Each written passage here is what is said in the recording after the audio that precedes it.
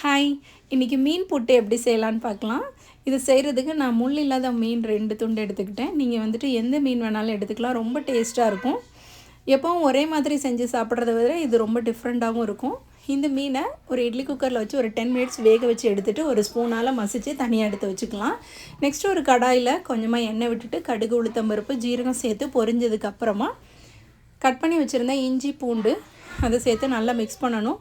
ஒரு பெரிய வெங்காயம் சேர்த்து நல்லா வதக்கிட்டு இது கூட ஒரு 3 காஞ்ச மிளகாய் கிள்ளி போட்டு நல்லா வதக்கணும்.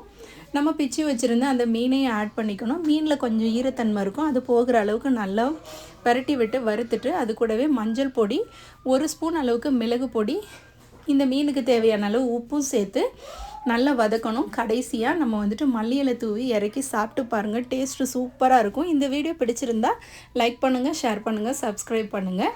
கண்டிப்பாக ட்ரை பண்ணி பாருங்கள். தேங்க்யூ.